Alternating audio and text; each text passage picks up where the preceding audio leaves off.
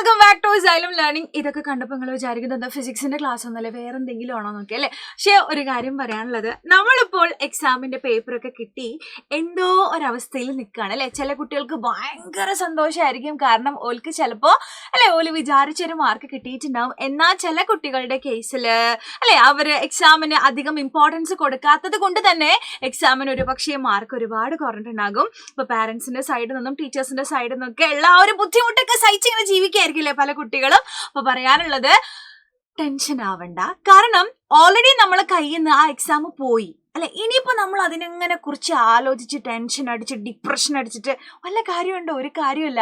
അപ്പൊ നമ്മളത് ഇനി അത് മാറ്റി വെക്കുക. സങ്കടങ്ങളൊക്കെ നമ്മളൊരു സൈഡിലേക്ക് മാറ്റി വെച്ചിട്ട് ഇനി നമ്മൾ ഫോക്കസ് ചെയ്യേണ്ടത് വരാനിരിക്കുന്ന നമ്മളുടെ ആനുവൽ എക്സാമിന് മാത്രമായിരിക്കണം. കാരണം നമുക്കറിയാം, നമ്മളിപ്പോൾ പഠിക്കുന്നത് 9ാം ക്ലാസ്സിലാണ്. അപ്പൊ 9ാം ക്ലാസ്സിന്റെ ഏറ്റവും വലിയ പ്രത്യേകത എന്ന് പറയുന്നത്, കഴിഞ്ഞ വർഷം വരെ നമ്മളിങ്ങനെ ജയിപ്പിച്ചിങ്ങനെ വിടുമായിരുന്നു അല്ലെ. വലിയ മാർക്കൊന്നും ഇല്ലെങ്കിലും അങ്ങനെ പോവായിരുന്നു. പക്ഷേ ഈ 9ാം ക്ലാസ്സിൽ ഇനി എന്ത് ചെയ്യും എന്നറിയോ? കാരണം നമ്മൾ അടുത്തത് വരാൻ പോകുന്നത് 10ാം ക്ലാസ്സിലേക്കാണ്. അപ്പൊ കഴിഞ്ഞ വർഷത്തെ പോലെ ഇങ്ങനെ ജയിപ്പിച്ച് വിടുന്ന പരിപാടി ഓരോട്ട് നിർത്തും. എന്നിട്ട് എന്ത് ചെയ്യും? മാർക്കുള്ളവർ മാത്രം പോയാൽ മതി എന്നുള്ളൊരു സംഭവം അവിടെ കൊണ്ടുവരുമ്പോൾ നമുക്ക് നല്ല മാർക്കില്ലെങ്കിൽ നമ്മൾ എന്ത് ചെയ്യും? ഫെയിലായിപ്പോവും. 9ാം ക്ലാസ്സിൽ ഒരു വർഷം കൂടെ പഠിക്കേണ്ടി വരും അല്ലേ. അപ്പൊ നമ്മൾ ചെയ്യേണ്ട കാര്യം, സിസ്റ്റമാറ്റിക് ആയിട്ട് ഇപ്പോൾ തന്നെ നിങ്ങൾ പഠിച്ചു തുടങ്ങുക. അത് മാത്രമല്ല, നമുക്കറിയാം 10ാം ക്ലാസ്സിൽ സാധാരണ ക്ലാസ്സുകളെ പോലെയല്ല. അവിടെ നമുക്കൊരു ക്ലാസ് തരംതിരിക്കലൊക്കെ ഉണ്ടാകും. മാർക്കിന്റെ ബേസിൽ A+ ക്ലാസ്, അങ്ങനെയുള്ള ക്ലാസ്സുകൾ ലെവലുകൾ അനുസരിച്ച് ക്ലാസ്സുകൾ ഇരുത്തും. അപ്പൊ നമുക്ക് A+ ക്ലാസ്സിലൊക്കെയാണ് ഞാൻ പഠിക്കുന്നതെന്നൊക്കെ പറയുമ്പോൾ നമുക്ക് ആ സ്കൂളിലൊക്കെ ഒരു പവറാ. അപ്പൊ അതൊക്കെ വേണമെന്നുണ്ടെങ്കിൽ നിങ്ങൾ ഇനി ഫോക്കസ് ചെയ്യേണ്ടത് എപ്പോഴും നമ്മളുടെ വരാനിരിക്കുന്ന ആനുവൽ എക്സാമിന് മാത്രമാണ്. ഒരു കാര്യം നിങ്ങൾ മനസ്സിലാക്കുക, എക്സാമിന് കുറിച്ചുള്ള ടെൻഷനൊക്കെ നിങ്ങൾ മാറ്റി വെച്ചിട്ട് ഹാപ്പി ആയിട്ട് ജീവിതം മുന്നോട്ട് കൊണ്ടുപോകാം കേട്ടോ. അപ്പൊ പഠിക്കണം, അത് വേണം. കൂടെ ഇതിങ്ങനെ ആലോചിച്ചിരിക്കേണ്ട എന്ന് മാത്രമാണ് ഞാൻ പറഞ്ഞു വന്നിരിക്കുന്നത്. സോ നമ്മളിന്ന് ഡിസ്കസ് ചെയ്യാൻ പോകുന്നത് വർക്ക് ആൻഡ് എനർജി, പ്രവൃത്തിയും ഊർജ്ജം എന്ന് പറയുന്ന വളരെ ഇമ്പോർട്ടന്റ് ആയിട്ടുള്ള ഒരു ചാപ്റ്റർ ആണ്. നമുക്ക് ഇവിടെ നിന്നും ഇനി പഠിച്ചിട്ട് തുടങ്ങാം. ഓക്കെ, അപ്പൊ അതിൽ നിന്നുള്ള ഇമ്പോർട്ടന്റ് ആയിട്ടുള്ള ക്വസ്റ്റ്യൻസ് ആണ് ഞാൻ ഇവിടെ കൊണ്ടുവന്നിട്ടുള്ളത്. നമുക്ക് കുറച്ച് എക്സാമ്പിൾസ് തന്നിട്ടുണ്ട്. അതിൽ നിന്നും നമ്മളോട് പറയാണ് മെക്കാനിക്കൽ എനർജി ഏതാണ്, ഏത് ടൈപ്പ് മെക്കാനിക്കൽ എനർജിയാണ് അതിലുള്ളത് എന്ന് നമ്മളോട് ഇങ്ങനെ എഴുതി ആണ് പറഞ്ഞിരിക്കുന്നത്. ആൻഡ് ഇവിടെ നമുക്ക് 3 എക്സാമ്പിൾസ് ഉണ്ട്. ഇതില് ഏത് തരം മെക്കാനിക്കൽ എനർജി അല്ലെങ്കിൽ ഏത് തരം യാന്ത്രികോർജ്ജമാണ് ഇതിലുള്ളത് എന്ന് നമ്മളോട് പറയാനാണ് പറഞ്ഞിരിക്കുന്നത് കേട്ടോ. അപ്പൊ ഇതൊന്നും അറിയാത്തൊരു കുട്ടി ഇതിനെ കുറിച്ച് പറയാൻ പറ്റില്ല. അപ്പൊ നമുക്ക് ആദ്യം എന്താണ് ഈ മെക്കാനിക്കൽ എനർജി അല്ലെങ്കിൽ ഈ പറയപ്പെടുന്ന യാന്ത്രികോർജ്ജം എന്ന് മനസ്സിലാക്കാം. ഇത് 2 ടൈപ്പാണുള്ളത്. ഒന്നാണ് പൊട്ടൻഷ്യൽ എനർജി, മലയാളത്തിൽ നമ്മൾ അതിനെ വിളിക്കും സ്ഥിതികോർജ്ജം. മറ്റൊന്നാണ് കൈനറ്റിക് എനർജി, അതിന് നമ്മൾ വിളിക്കും ഗതികോർജ്ജം. പൊട്ടൻഷ്യൽ എനർജി സ്ഥിതികോർജ്ജം, മറ്റേത് ഗതികോർജ്ജം, ഒരു ഗതി ഇല്ലാത്തപ്പോൾ ഊർജ്ജം അല്ലെ, ഗതികോർജ്ജം. ഓക്കെ, സോ ഇനി ഈ പൊട്ടൻഷ്യൽ എനർജിനെ നമ്മൾ 2 രീതിയിൽ തരംതിരിച്ചിട്ടുണ്ട്. ഒന്നെന്ന് പറയുന്നത് ഹൈറ്റ് കൊണ്ടുണ്ടാകുന്ന എനർജിയാണ്. ഹൈറ്റ് കൊണ്ട് എനർജി ഉണ്ടാകും. ഹൈറ്റ് കൊണ്ട് എനർജി ഉണ്ടാവും അല്ലെ. ഓക്കെ, അതിന് എക്സാമ്പിൾ ആയിട്ട് നമുക്ക് ഇവിടെ കാണാം. നോക്കടാ, ഒരു മരത്തിന്റെ മുകളിൽ ഇരിക്കുന്ന കുറെ എന്തൊക്കെ ആപ്പിൾ അല്ലെ. ആപ്പിളാണ് നമ്മളെ ഫിസിക്സിന്റെ മെയിൻ. അവിടെ നിന്നാണ് പലതും ഉണ്ടായതല്ലോ. അപ്പൊ നോക്കിയോ, മരത്തിലിരിക്കുന്ന ആപ്പിളിന് എനർജി ഉണ്ടോ? ഉണ്ട്. എന്ത് എനർജിയാണ്? അതാണ് പൊട്ടൻഷ്യൽ എനർജി. കാരണം ഈ ആപ്പിള് ഇവിടെ ഈ തറയിൽ നിന്നും കുറച്ച് ഉയരത്തിലാണ് ഇരിക്കുന്നത്. അപ്പൊ ഏതൊരു വസ്തുവും ഉയരത്തിൽ ഇരിക്കുകയാണെങ്കിൽ അതിന് എനർജി ഉണ്ടാകും. And that kind of energy is not potential energy, സ്ഥിതികോർജ്ജം എന്ന് നമ്മൾ മനസ്സിലാക്കുക. ഇനി അതേപോലെ തന്നെ ഈ സ്ഥിതികോർജ്ജം വേറെ രീതിയിലും കിട്ടും. ഫോർ എക്സാമ്പിൾ, നമ്മളെ കയ്യിലെ റബ്ബർ നമുക്കിങ്ങനെ വലിച്ചിങ്ങനെ നീട്ടി ആരെങ്കിലും മേത്തേക്കോട്ട് വിട്ട് കഴിഞ്ഞാൽ ഭയങ്കരമായിട്ടുള്ളൊരു വേദന ഉണ്ടാവും അല്ലേ. ആ കുഞ്ഞു റബ്ബറിന് എങ്ങനെയാണ് ഇത്രയധികം വേദന ഉണ്ടാക്കാൻ പറ്റിയത്? കാരണം ഇങ്ങനെ വലിച്ചു നീട്ടുമ്പോൾ അതിലൊരു എനർജി ഉണ്ടാകും. And that energy is known as potential energy, സ്ഥിതികോർജ്ജം. ഏകദേശം വലിച്ചു നീട്ടുമ്പോൾ ആ റബ്ബറിന്റെ ആ ഒരു വിന്യാസത്തിൽ മാറ്റം വരുന്ന പറയാ. അതായത് അതിന്റെ കോൺഫിഗറേഷനിൽ മാറ്റം വരും. ഇങ്ങനെയാവും അല്ലെ. എലാസ്റ്റിക്കിനെ നമുക്ക് അങ്ങനെ ചെയ്യാൻ പറ്റും. നോക്കടാ, ഇത് നിങ്ങൾക്ക് അറിയില്ലേ, ഇതിലൊക്കെ നമ്മൾ ഇങ്ങനെ ഒരു കല്ലൊക്കെ വെച്ചിട്ട് അല്ലെ ഒരു സാധനമൊക്കെ വെച്ചിട്ട് ഇങ്ങനെ ഇങ്ങോട്ട് വിടുമ്പോൾ എന്തൊക്കെ സംഭവിക്കും അല്ലേ. നല്ല വേദനയൊക്കെ ഉണ്ടാകും അല്ലെ, ആരെങ്കിലും മേത്തൊക്കെ തട്ടി കഴിഞ്ഞാല്. ഓക്കെ, അപ്പൊ എന്തായാലും ഇവിടെയൊക്കെ നടക്കുന്നത് എന്താണ്? കോൺഫിഗറേഷൻ കൊണ്ടുള്ള പൊട്ടൻഷ്യൽ എനർജിയാണ് അവർക്ക് കിട്ടിക്കൊണ്ടിരിക്കുന്നത്. സോ മനസ്സിലാക്കി വെക്കുക, പൊട്ടൻഷ്യൽ എനർജി 2 രീതിയിൽ കിട്ടും, ഹൈറ്റ് കൊണ്ടും കോൺഫിഗറേഷൻ കൊണ്ടും. ഹൈറ്റ് കൊണ്ടുണ്ടാകുന്ന പൊട്ടൻഷ്യൽ എനർജി മാത്രം നിങ്ങൾ കണ്ടുപിടിക്കാനുള്ള ഇക്വേഷൻ പഠിച്ചാൽ മതി. നിങ്ങളെ ഭാഗ്യമാണ് അതൊക്കെ നിങ്ങൾ എവിടുന്ന ഈ ഭാഗ്യമൊക്കെ നിങ്ങൾക്ക് കിട്ടുക? നോക്കിയോ, ഹൈറ്റ് കൊണ്ടുണ്ടാകുന്ന പൊട്ടൻഷ്യൽ എനർജി കണ്ടുപിടിക്കാൻ ഒരു ഇക്വേഷൻ ഉണ്ട്. ഈ എനർജിയെ നമുക്ക് പി എന്ന് വിളിക്കാം. എന്താ നമ്മൾ വിളിക്കുക? E P.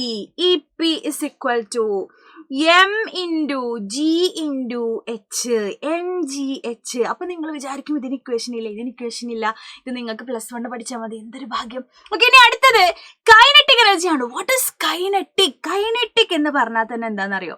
മോഷൻ എന്നാ പറയാം. കൈനറ്റിക് തിയറി എന്നൊക്കെ പറഞ്ഞൊരു സംഭവമൊക്കെ ഉണ്ട് ഫിസിക്സിൽ.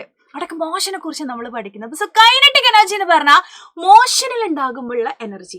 ഒരാൾ മൂവി ആണെങ്കിൽ, ഇപ്പൊ ഞാൻ മൂവിയാണ്, അപ്പൊ എനിക്കൊരു ടൈപ്പ് എനർജി ഉണ്ട്, and that energy is known as kinetic energy, ഗതികോർജം.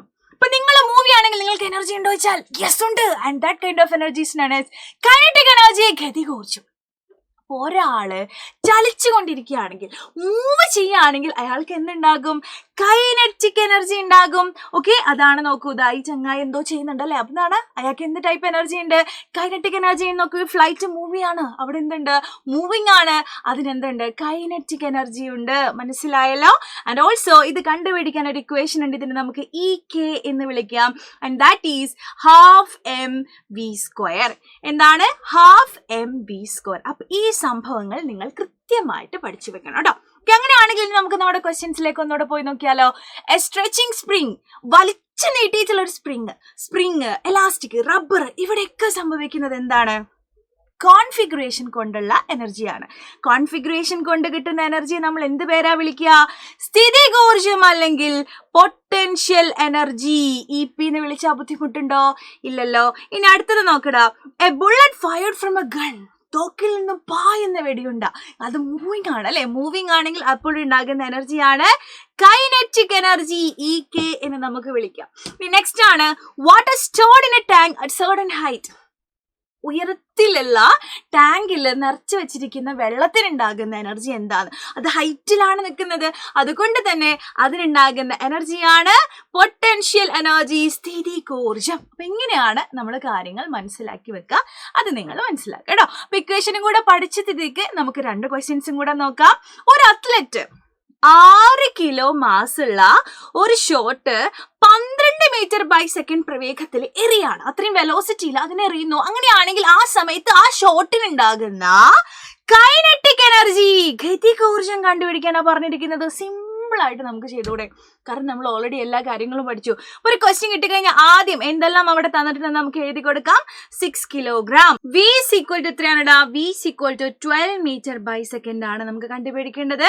Kinetic energy ആണ്. ക്വസ്റ്റ്യൻ മാർക്ക് ഇട്ട് കൊടുക്കാം. ഇനി നമുക്ക് അറിയുന്ന ഒരു കാര്യമാണ് കൈനറ്റിക് എനർജിന്റെ ഇക്വേഷൻ, അത് എഴുതി കൊടുക്കാം. E K = ½ mv². സിമ്പിൾ അല്ലേ ഇക്വേഷൻ? സബ്സ്റ്റിറ്റ്യൂട്ട് ചെയ്ത് കൊടുത്താൽ പോരെ. ½ × m ന്റെ സ്ഥാനത്ത് 6 × v എന്ന് പറയുമ്പോൾ 12, 12ന്റെ സ്ക്വയർ എന്ന് പറയുമ്പോൾ 144. ഈ ഹാഫിനെയും 6നെയും കട്ട് ചെയ്യാം അല്ലെ. നമുക്കറിയാം അത് 3 എന്ന് കിട്ടുന്നു. 144 × 3 ചെയ്യുമ്പോൾ യു വിൽ ഗെറ്റ് 432 ജൂൾ. ഇത്രയുമാണ് അവിടെയുള്ള കൈനറ്റിക് എനർജി വരുന്നത്. Okay, ready? വളരെ സിമ്പിൾ ആയിട്ട് നമുക്ക് ചെയ്യാൻ പറ്റും. ഇനി ഒരു കാര്യം കൂടെ എനിക്ക് നിങ്ങളോട് ഓർപ്പിക്കാനുള്ളത് നമ്മുടെ നിഞ്ച ബാച്ചിനെ കുറിച്ചിട്ടാണ്. നമ്മളുടെ ഓൺലൈൻ ട്യൂഷൻ ബാച്ച് ആണ് ഈ നിഞ്ച ബാച്ച് എന്ന് പറയുന്നത്. ഓൾറെഡി കുറേ കുട്ടികൾ ഇതിൽ ജോയിൻ ചെയ്ത് കഴിഞ്ഞിട്ടുണ്ട്. അപ്പോൾ നിങ്ങൾക്ക് എക്സാം എഴുതിയപ്പോൾ നിങ്ങൾക്ക് മനസ്സിലായിട്ടുണ്ടാകും, നമ്മൾ പഠിച്ചിട്ടും ചില ക്വസ്റ്റ്യൻസിന്റെ ആൻസർ നമുക്ക് എന്ത് ചെയ്യാൻ പറ്റുന്നല്ലേ, എഴുതാൻ പറ്റും അല്ലെ. അപ്പൊ എവിടെയാണ് നമുക്ക് തെറ്റുപറ്റിയത് അല്ലെ, എന്തോ ഒരു സംഭവം നമുക്ക് മിസ്സിംഗ് ആണ്. അപ്പോൾ ആ ഒരു സംഭവം നിങ്ങൾക്ക് ഈ ഒരു ബാച്ചിൽ ജോയിൻ ചെയ്യുകയാണെങ്കിൽ നിങ്ങൾക്ക് ഉറപ്പായിട്ടും കിട്ടും. കാരണം ഇതിന്റെ ഫീച്ചേഴ്സ് ഇതെല്ലാം ഇവിടെ കൊടുത്തിട്ടുണ്ട്. ഓക്കെ, നിങ്ങൾക്ക് വായിച്ചു നോക്കിയാൽ നിങ്ങൾക്ക് മനസ്സിലാക്കാൻ പറ്റും. നിങ്ങളുടെ കൂട്ടത്തിലുള്ള ഫ്രണ്ട്സുകൾ ഓൾറെഡി ഇതിൽ ജോയിൻ ചെയ്ത് കഴിഞ്ഞു. നിങ്ങൾക്ക് അവരോടൊക്കെ ചോദിക്കാം ഇത് നല്ലതാണോ, നല്ലതാണെങ്കിൽ മാത്രം നിങ്ങൾ ഇതിൽ ജോയിൻ ചെയ്താൽ മതി. ആൻഡ് ഇവിടെ നിങ്ങൾക്ക് പ്രൊവൈഡ് ചെയ്യുന്നത് കണ്ടല്ലോ, റിവിഷൻ ബാച്ച് ആണ് കേട്ടോ. കംപ്ലീറ്റ് ആയിട്ട് നമ്മളുടെ വരാനിരിക്കുന്ന എല്ലാ ചാപ്റ്റേഴ്സും നിങ്ങൾക്ക് അടിപൊളിയായിട്ട് നിങ്ങൾക്ക് പറഞ്ഞു തരും. ഓൾറെഡി എടുത്തിട്ടുള്ള ചാപ്റ്റേഴ്സ് ഒക്കെ നിങ്ങൾക്ക് റെക്കോർഡഡ് ആയിട്ട് അവിടെ കാണാനും പറ്റും. അപ്പോൾ ഇപ്പോൾ ഒരു ഡിസ്കൗണ്ട് ഉണ്ട്, അതുകൊണ്ടാണ് പ്രത്യേകം ഞാൻ ഈ ഒരു സ്ലൈഡ് ഇവിടെ ആഡ് ചെയ്തത്. സോ ഇത്രയും എമൗണ്ട് ആണ് നിങ്ങൾക്ക് അടയ്ക്കേണ്ടതായിട്ടുള്ളത്. നിങ്ങൾക്ക് താല്പര്യമുണ്ടെങ്കിൽ നിങ്ങൾക്ക് ഉറപ്പായിട്ടും ഇതിൽ ജോയിൻ ചെയ്യാം. അടിപൊളിയാണ്. Okay, ready? ആൻഡ് അടുത്ത ക്വസ്റ്റ്യനിലേക്ക് പോകാം. 50 കിലോ മാസുള്ള ഒരു വസ്തു തറനിരപ്പിൽ നിന്നും 8 മീറ്റർ ഉയർത്തുന്നു. ഓക്കെ, ഉയർത്തിക്കോളൂ. ചോദ്യം ഇതാണ്, വസ്തു തറയിലായിരിക്കുമ്പോൾ അതിന്റെ സ്ഥിതികോർജം എത്ര? ക്വസ്റ്റ്യൻ മനസ്സിലായല്ലോ. ഒരു 50 കിലോ മാസുള്ള ഒരു വസ്തുവിനെ ആരോ എന്ത് ചെയ്യാനടാ ഇങ്ങനെ ഉയർത്താണ് അല്ലെ, ഉയർത്തുന്നു. 8 മീറ്റർ ഹൈറ്റിലാണ് ഇപ്പൊ അത് നിൽക്കുന്നത്. 8 മീറ്റർ ഹൈറ്റിലാണ് ആ വസ്തു ഉള്ളത്. ഓക്കെ, ചോദ്യം ഇതാണ്, ഈ വസ്തു താഴെ ആയപ്പോൾ, നിലത്തായപ്പോൾ ഉള്ള അതിന്റെ പൊട്ടൻഷ്യൽ എനർജി എത്ര? എങ്ങനെയാ പൊട്ടൻഷ്യൽ എനർജി കണ്ടുപിടിക്കുക? EP = mgh ആണ് അല്ലെ. നമുക്കറിയാം ജി എന്ന് പറഞ്ഞാല് 10 മീറ്റർ ബൈ സെക്കൻഡ് സ്ക്വയർ എന്നാണ് അല്ലെ. ജി എന്ന് പറഞ്ഞാൽ ആക്സിലറേഷൻ ഡ്യൂ ടു ഗ്രാവിറ്റി ആണ്, ഭൂഗുരുത്വ ത്വരണമാണ്. അതിന്റെ വാല്യൂ ഒക്കെ നമ്മൾ ഓൾറെഡി പഠിച്ച് പാസ്സായതാണ് അല്ലെ. ഓക്കെ, അപ്പൊ മാസ് എത്രയാണെടാ? മാസ് എത്രയാണ്? 50 ആണ്. ജി എന്ന് പറയുമ്പോൾ 10. ഹൈറ്റ് എത്രയാ? ഇത് നിലത്താണ് നിൽക്കുന്നത്. നിലത്ത് നിൽക്കാനും അതിന് ഹൈറ്റ് ഉണ്ടോ? ഇല്ല. ഹൈറ്റ് എത്രയാണ്? 0 ആണ്. അപ്പൊ താഴെ നിൽക്കുമ്പോഴുള്ള അതിന്റെ പൊട്ടൻഷ്യൽ എനർജി എന്ന് പറഞ്ഞാല് 0 ആണ്. മനസ്സിലാക്കി വെക്കണം കേട്ടോ. ഇങ്ങനെയാണെങ്കിൽ നിങ്ങൾക്കൊരു ചോദ്യം ഉണ്ട്. ഇതാണ് നിങ്ങളുടെ ചോദ്യം. Calculate the potential energy when the body is at the height of 8 metre.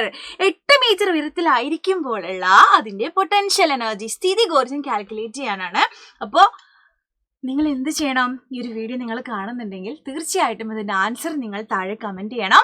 Okay, അപ്പോൾ നിങ്ങളുടെ അവസ്ഥ എന്താണ്? ഇപ്പൊ എക്സാം കഴിഞ്ഞിട്ട് നിങ്ങൾ ഹാപ്പി ആണോ, അതോ നിങ്ങൾ ഉദ്ദേശിച്ച മാർക്ക് കിട്ടിയിട്ടുണ്ടെന്നൊക്കെ അറിയാം. നമുക്ക് കുറച്ചൊക്കെ ഒരു ആകാംക്ഷയുണ്ട്. അപ്പൊ നിങ്ങൾ ഈ വീഡിയോന്റെ താഴെ ഇതൊക്കെ ഒന്ന് അറിയിക്കുകയാണെങ്കിൽ ഒരുപാട് സന്തോഷമാവും. സോ ആൻസർ എന്തായാലും കമന്റ് ചെയ്യാൻ മറക്കണ്ട. ഓക്കെ, നെക്സ്റ്റ് വീഡിയോയിൽ കാണാം. Bye. Thank you so much.